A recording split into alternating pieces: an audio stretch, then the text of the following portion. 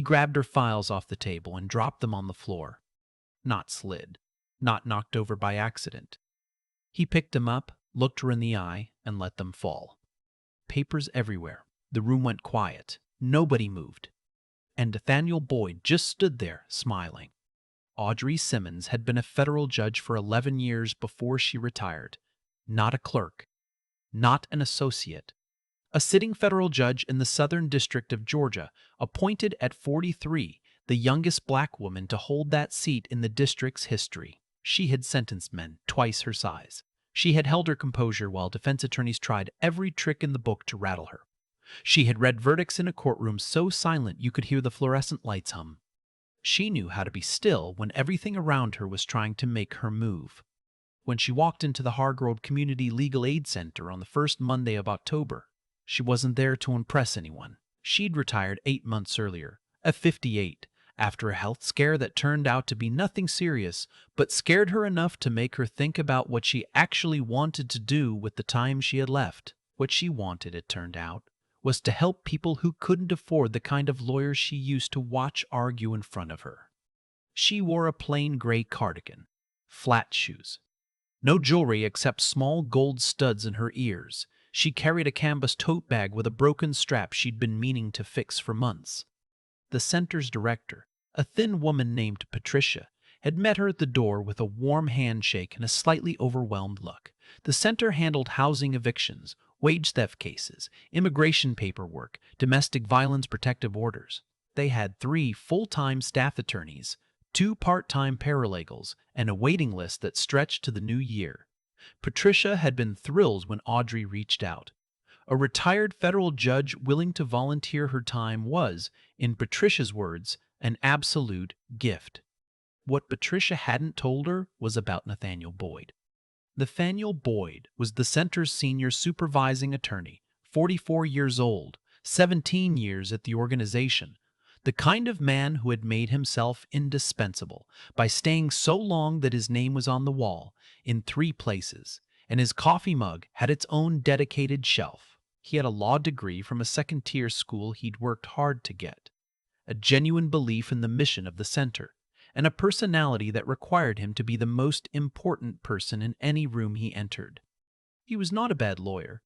That was the complicated part. He worked long hours. He cared about his clients. He had won cases that mattered. But he had been the undisputed center of gravity in that office for so long that he had stopped noticing he was doing it. The way he talked over the younger staff attorneys in meetings, the way he reassigned cases without asking, the way he positioned himself between Patricia and anyone new who came in, quietly absorbing their contributions into his own narrative. He didn't think of it as control. He thought of it as maintaining standards. When Patricia told him that a retired federal judge would be joining as a senior volunteer counsel, Nathaniel's response had been to nod slowly and say, "We'll see how she fits in." He said it like it was his call to make. The first week, Audrey said almost nothing. She sat in on intake meetings. She reviewed case files. She asked questions that were careful and specific, the kind of questions that revealed she already knew the answer and was checking whether you did too. She introduced herself to clients simply. "I'm Audrey. I'm one of the attorneys here. No titles, no history."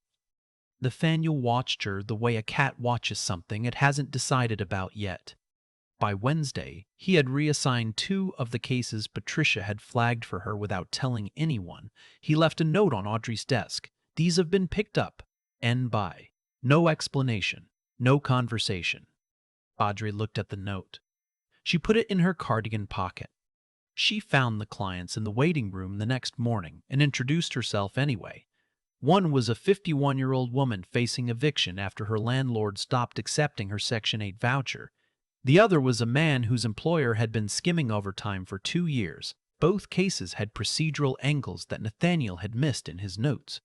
She didn't say that to anyone. She just started working. The second week was when it started in earnest. There was a staff meeting on Tuesday morning, 8 people around a conference table that was too small for the room.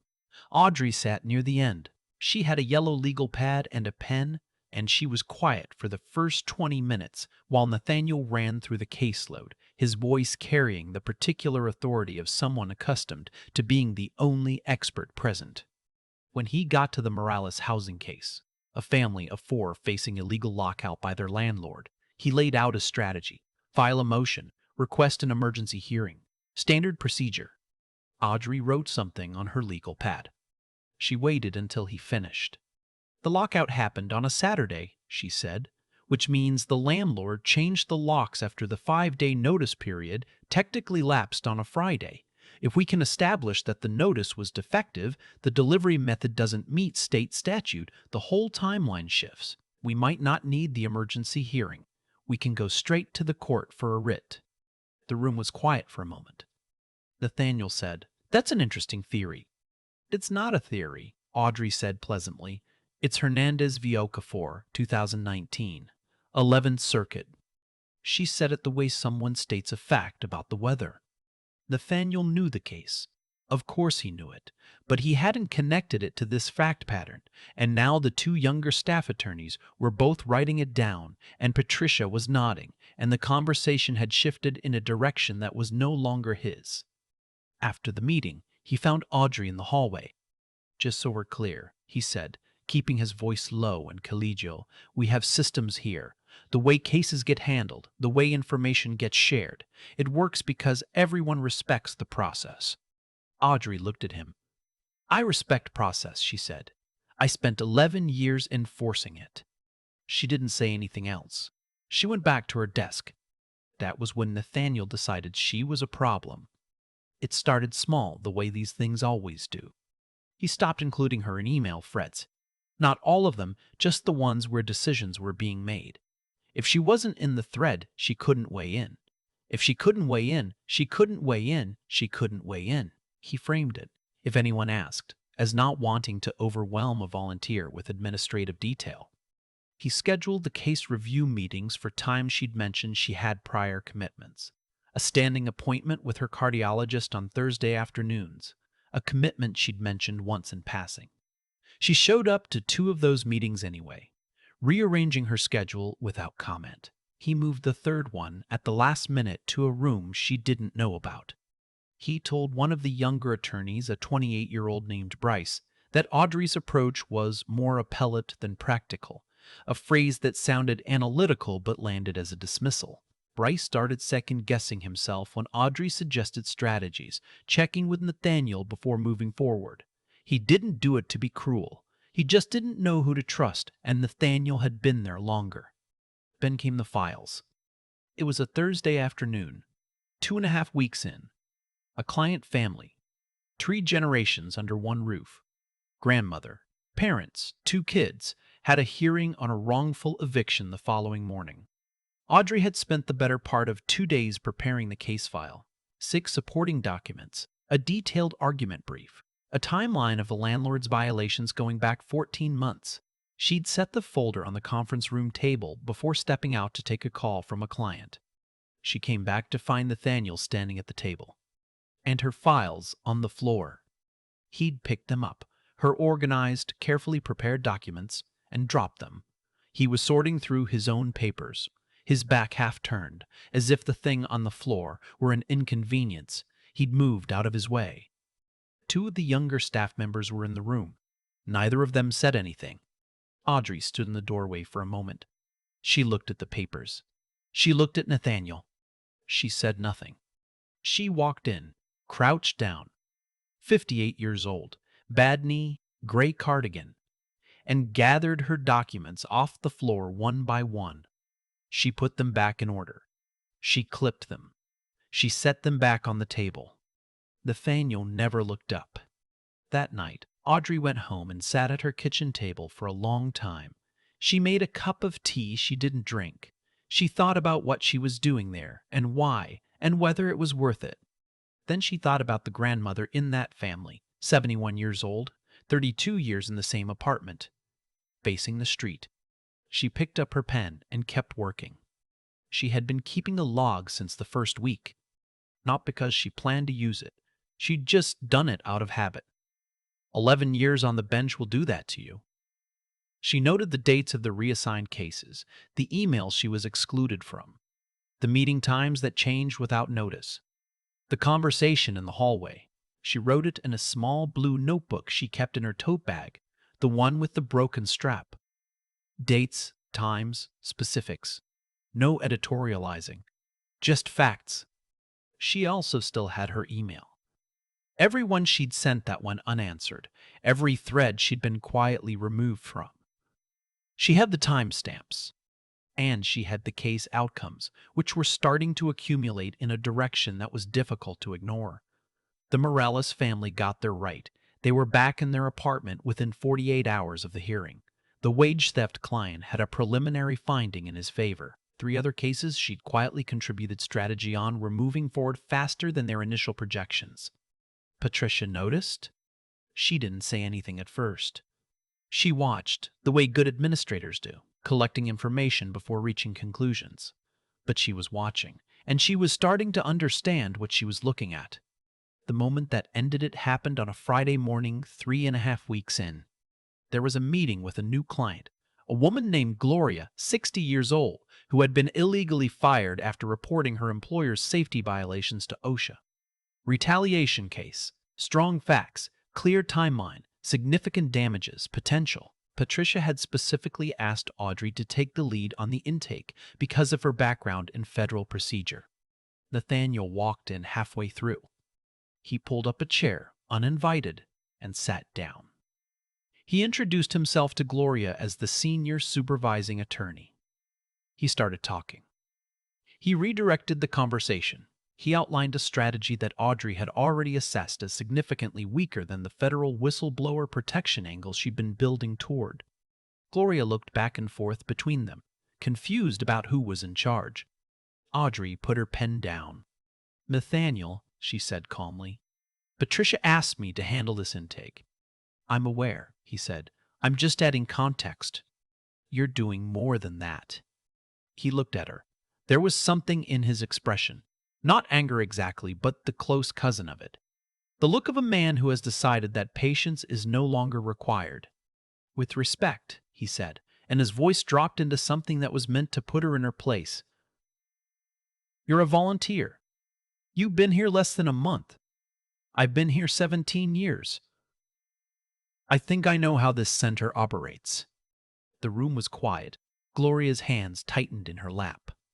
Audrey looked at him for a long moment. Then she opened the folder in front of her and slid it across the table toward him.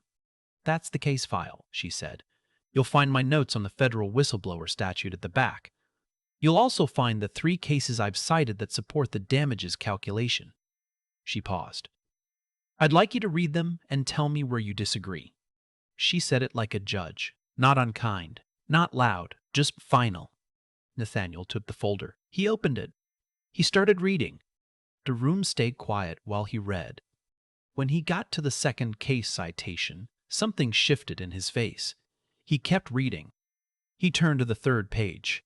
He closed the folder. He didn't say anything for a moment. Then he said, "I'll review these." He stood up. He left the room. Audrey turned back to Gloria. "I apologize for the interruption," she said. "Now, tell me exactly what your supervisor said when you came back from filing the complaint." Patricia called Nathaniel into her office the following Monday. The conversation lasted 40 minutes. Audrey wasn't there for it, but she found out what was said because Patricia told her afterward. Patricia had gone through the log, not Audrey's log, her own, the one she'd been quietly keeping since week 2 when she started noticing the pattern. The reassigned cases, the meeting exclusions, the emails, the file incident, which 2 staff members had separately told her about over the weekend when one of them couldn't sleep and the other one finally decided it was something Patricia needed to know. Patricia told Nathaniel that his behavior toward Audrey had been unprofessional, obstructive, and in at least 2 documented instances potentially actionable. She told him that Audrey Simmons had served 11 years as a federal judge and that whatever discomfort he felt about her presence was something he would be managing privately and not in client-facing meetings or shared workspaces. She told him he would be issuing a formal apology. She told him that the senior counsel designation she'd created for Audrey's role would be formalized in writing and that all staff, including him, would be operating accordingly, and she told him that if there were further incidents, his 17 years at the organization would not be a factor in what came next. Nathaniel sat through all of it without speaking. By the accounts Patricia gave later, he looked like a man having a very long, very private conversation with himself. He sent the apology by email that evening. It was brief. It was professional. It contained an acknowledgement that his behavior had been inappropriate and a statement that it would not continue. Audrey read it once. She filed it. She moved on. The Gloria case settled 4 months later. The employer paid 2 years of back wages plus damages. Gloria called Audrey from the parking lot of the settlement office and cried for 10 minutes. And Audrey stood at her kitchen window with the phone pressed to her ear and didn't say very much, just listened. Because sometimes that's what the moment needs. The grandmother in the eviction case, the one with 32 years in the same apartment, got to stay. The landlord's violation history came out. During the hearing and the judge, a man Audrey had appeared before exactly once, 12 years earlier, recognized the quality of the brief and said so on the record. Bryce, the young attorney who had been caught between them, started sitting in on Audrey's client meetings and asking questions after they ended. Not about the law, specifically. He knew the law. He was asking about how she read people, how she knew when to push and when to let silence do the work. "You learn," Audrey told him once, "that most people will tell you exactly what they mean if you give them enough space and don't rush to fill it." He thought about that for a long time. Nathaniel kept coming to work. He kept doing his job. He and Audrey were not friends, and they never would be, but they were professionals in the same space. And in time, the space between them became workable, then neutral, then on the best days, something that functioned like mutual respect, or at least the recognition that the work was larger than either of them. Audrey never mentioned the files on the floor. Not to Patricia, not to Bryce, not to anyone. It was in her blue notebook, dated and timed, one line among many. If it was ever needed, it was there. It wasn't needed. There is a particular kind of strength that doesn't announce itself. It doesn't need to. It already knows what it is. It's been tested in rooms that made the conference room at Hargrove Legal Aid look like a waiting area. It has held verdicts without flinching and kept its voice level when everything around it was trying to break. It picks papers up off the floor. It writes things down in small blue notebooks. It stays. Audrey Simmons came back on Tuesday morning, and the Tuesday after that, and the one after that. She came back because the grandmother got to stay in her home. She came back because Gloria was going to be okay. She came back because Bryce was learning something he would carry with him for the rest of his career. And because 3 other clients in that waiting room had a better chance than they did before she walked in. She came back because that was the whole point. She had known that since the day she walked in carrying a canvas tote bag with a broken strap. She never did fix the strap. But keep thinking about that moment when Audrey got down on her knees and picked those papers up off the floor. 58 years old. Bad knee. Gray cardigan. Not a word said. Just down, gather, clip, back on the table. That image doesn't leave me. Because here's what I've come to understand about people like Audrey. They don't perform their strength. They've already proven it in rooms and situations you'll never know about, and that history lives in them quietly, the way deep water is still on the surface. Nathaniel looked at a woman with a broken strapped tote bag and saw someone he could manage. He never once asked himself what she'd been before she walked through that door. That's not just arrogance. That's a specific kind of blindness that only comes from never having been truly tested. What undid Nathaniel wasn't Audrey fighting back. It was Audrey being right, consistently, in ways that couldn't be argued with. That's the thing about genuine knowledge. You can't bluster your way past it. You can exclude someone from email threads. You can move meetings. You can drop their files on the floor. But you cannot make Hernandez via Okafor disappear. You cannot make 11 years on the federal bench. Not happen. The facts don't negotiate. I think about the notebook, too. That small blue notebook she carried in that bag with the broken strap. She wasn't writing in it out of bitterness or strategy. She wrote in it because a life in the law teaches you that the truth needs a record, and that the record needs to be kept by someone who can be trusted to keep it accurately. She didn't exaggerate. She didn't editorialize. Just dates, times, facts, that discipline, the willingness to document without distorting. That's a form of integrity that's rarer than people think. Most of us, when we're hurt, reach for the story that makes us most sympathetic. Audrey reached for the facts, and then she stayed. That's the part I keep coming back to. She could have walked out after week 1, after the reassigned cases, after the meetings moved without notice, after the floor. Nobody would have blamed her. She was a volunteer. She didn't need this. She had a life, a reputation, options. She stayed because of a 71-year-old grandmother with 32 years in the same apartment. She stayed because of Gloria, who did the right thing at work and got fired for it and needed someone who understood exactly what federal whistleblower protection meant and how to use it. She stayed because Bryce was 28, learning something that would shape how he practiced law for the next 30 years, and she was the one who could teach it to him. That kind of persistence, showing up not for yourself, but for the specific people who need what only you can give. That's not something you're born with. It's built. It gets built in the hard rooms, the long cases, the moments when you hold your voice level because the work requires it of you. Nathaniel had spent 17 years being the most important person in that office. Audrey had spent 11 years being accountable to something larger than herself. That difference, in character, in discipline, in the quiet willingness to be less visible than the work. That's what the whole story was actually about. The grandmother got to stay in her home. Gloria got her settlement. Bryce got a teacher he didn't know he needed. And Audrey went home every night to a cup of tea and a legal pad and a broken strap bag. She never did fix the strap. I think she knew it didn't need fixing,